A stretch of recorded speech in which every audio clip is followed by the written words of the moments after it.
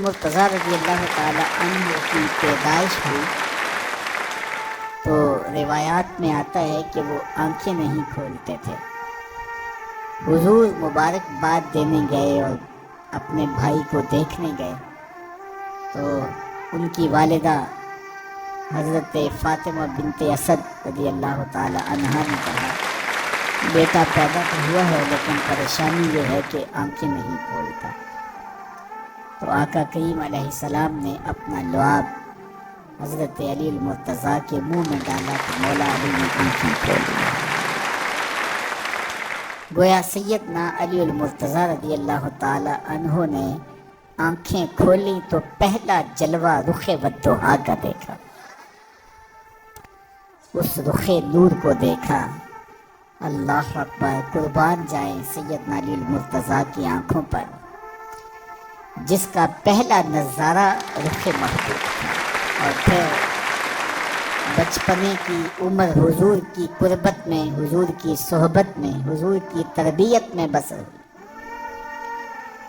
آقا کریم علیہ السلام جب اللہ کے حکم سے اعلان نبوت فرمایا تو سیدنا علی المرتضیٰ رضی اللہ تعالی عنہ نے ایمان لانے والوں میں سر فہرست اپنا نام لکھوایا، اور آقا کریم علیہ السلام کے ساتھ پھر ہر محاذ پہ کھڑے ہوئے نظر آئے۔ سیدنا علی المرتضیٰ فرماتے ہیں کہ رسول رحمت نبی اکرم صلی اللہ علیہ وآلہ وسلم نے ارشاد فرمایا کہ اے علی تیری مثال حضرت عیسیٰ کی ہے۔ حضرت عیسیٰ کا ماجرا یہ تھا کہ ان سے دو طرح کے لوگوں کا معاملہ ہوا اور دونوں گمراہ ہوئے۔ ایک وہ جنہوں نے حد سے زیادہ ان سے محبت کی اور اس قدر بڑھا چڑھا دیا کہ انہیں اللہ کا بیٹا قرار دے دیا، اور دوسرے یہودی تھے جو اس قدر بغض رکھا سیدنا عیسیٰ علیہ السلام سے کہ ان کے قتل کے درپے ان کی ماں پہ تہمت۔ سیدنا علی المرتضیٰ فرماتے ہیں کہ میرے حضور نے فرمایا تیری مثال بھی حضرت عیسیٰ، تیرے معاملے میں آ کر بھی دو لوگ برباد ہوں گے، ایک محبت کی وجہ سے برباد ہوں گے، ایک بغض کی وجہ سے برباد ہوں گے۔ ایک محبت میں ایسے افراط کریں گے، اس قدر محبت میں تجاوز کر جائیں گے، حد سے بڑھ جائیں گے کہ وہ کہیں گے تیرے بارے جو نہیں کہنا چاہیے۔ حتیٰ کہ سیدنا علی المرتضیٰ رضی اللہ تعالی عنہ کی محبت میں لوگوں نے تمام صحابہ پر سب و شتم کو جائز سمجھ لیا، اور ایک طبقہ ایسا بھی ہے جو سیدنا علی المرتضیٰ رضی اللہ تعالی عنہ کو خدا اور الہ کہتا ہے۔ یہ نصیری سیدنا علی المرتضیٰ رضی اللہ تعالی عنہ کو الہ کہتے ہیں، علی اللہ کا نعرہ لگاتے ہیں۔ ایک طبقہ محبت میں تجاوز کر کے اس قدر جو ہے وہ سیدنا علی المرتضیٰ کے بارے میں اعتقاد قائم کرتا ہے کہ وہ گمراہی کے گڑھے میں جا گیا، اور ایک طبقہ وہ ہوگا جو تیرے ساتھ بغض رکھ کے برباد ہوگا۔ سیدنا علی المرتضیٰ رضی اللہ تعالیٰ عنہ کا نام بھی گوارا نہیں۔ سیدنا علی المرتضیٰ کا نام لیا جائے تو طبیعت میں بے چینی اور اضطراب پھیل جائے گا۔ اور ایک طبقہ ایسا ہے نواسب کا، نواسب باقاعدہ 10 محرم کو سیدنا علی المرتضیٰ رضی اللہ تعالی عنہ کے شہزادے کی شہادت کے دن کو عید کے طور پہ منایا کرتے ہیں۔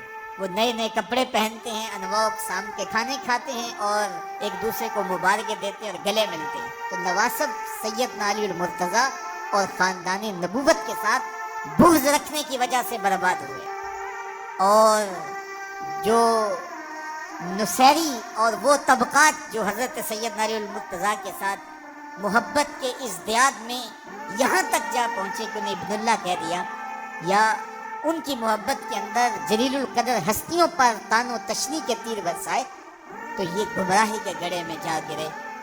تو میں کہتا ہوں انہیں مبارک ہو جو سیدنا علی المرتضیٰ رضی اللہ تعالیٰ عنہ کے ساتھ وہ پیار کرتے ہیں جو شریعت اسلامیہ، شریعت بیضا کا تقاضا ہے، جس سے رسول اللہ کی آنکھیں بھی ٹھنڈی ہوتی ہیں، اصحاب رسول کی آنکھیں بھی ٹھنڈی ہوتی ہیں، اور اہل بیت رسول کے دلوں کو بھی قرار۔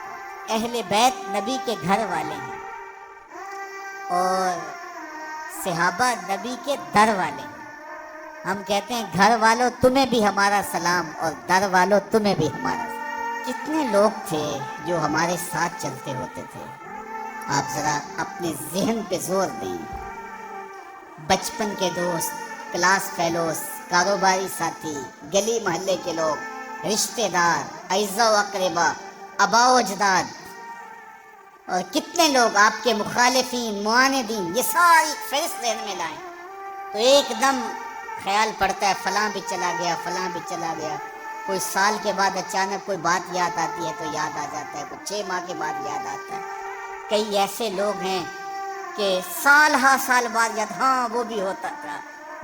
مٹی کا رزق بن گئے، قصہ پارینہ بن گئے۔ کہانی تو اتنی سی ہے نا، جو اکڑ اکڑ کے چلتے تھے آج وہ مٹی کا رزق بن گئے۔ جو اپنے بدن پہ چٹکی مٹی بھی نہیں پڑنے دیتے تھے آج ان کے کفن بھی تار تار ہو گئے۔ حضرت غوث اعظم فرماتے ہیں قبرستانوں میں جا کے دیکھو کیسے کیسے حسینوں کی مٹی خراب ہو رہی ہے۔ اللہ اکبر، بدن خاک میں مل گئے، ہڈیاں چور چور ہو گئی، ریزہ ریزہ ہو گئی، قبروں کے نشان بھی مٹ گئے، کتبے بھی ٹوٹ گئے، مٹ گیا مشتاق دل سے رنگے یاد رفتگاں، پھول مہنگے ہو گئے، قبریں پرانی۔ کون کسی کو یاد کرتا ہے؟ اور اسی طرح ہم مل کے مٹی کا رزق بننے والے ہیں، لیکن کوئی ایسا کام چھوڑ جائیں گے، اپنے رب سے جڑ جائیں گے، اپنے رب کے بندوں سے جڑ جائیں گے، رسول کریم کے دامن کو تھام لیں گے تو پھر موت بھی مرنے نہیں دے گی۔ پھر سر خرو اور سر بلند ہوں گے، پھر عزتوں کے تاج سروں پہ رکھے جائیں گے، وقار کی مسند پہ بٹھائے جائیں گے، فقیر نام تنا دا باؤ، قبر جنا دی جیوے ہو۔ پھر قبروں پہ بھی چراغاں ہوگا جب ہم ان سے جڑ جائیں گے۔ تو یہ مختصر زندگی کی تمام تر لطافتوں کے حصول کے ساتھ گزرنی چاہیے۔ کتنے نوجوان ہیں جنہوں نے اپنی توبہ کو مؤخر کیا تھا بڑھاپے کے لیے اور آج قبرستانوں میں دفن ہیں۔ آپ جا کے قبرستانوں میں دیکھیں، وہ سوچتے تھے کہ ابھی تو جوانی ہے، جوانی سے لطف اندوز ہو لیں، بڑھاپے میں توبہ کر لیں گے، لیکن بڑھاپا نہیں آیا، موت آ گئی۔ موت تو برحق ہے، یہ تو آ کے رہنی ہے، لیکن بڑھاپا لازمی نہیں ہے کہ ضروری آئے۔ حضرت امام غزالی نے ایک بڑی خوبصورت بات لکھی، فرماتے ہیں معاشرے میں نظر دوڑا کے دیکھو، زیادہ بچے ہیں، زیادہ جوان ہیں یا زیادہ بوڑھے ہیں؟ تو کہا آپ کو بچے زیادہ ملیں گے۔ ہر گھر میں دیکھ لیجیے، بچے زیادہ ہوں گے، جوان ان سے کم ہوں گے، بوڑھے ان سے کم ہوں گے۔ تو اگر بوڑھے تھوڑے ہیں، جوان زیادہ ہیں، تو غزالی فرماتے پھر بات سیدھی سیدھی ہے، بڑھاپے تک کوئی کوئی پہنچتا ہے، زیادہ جوانی میں چلے جاتے ہیں۔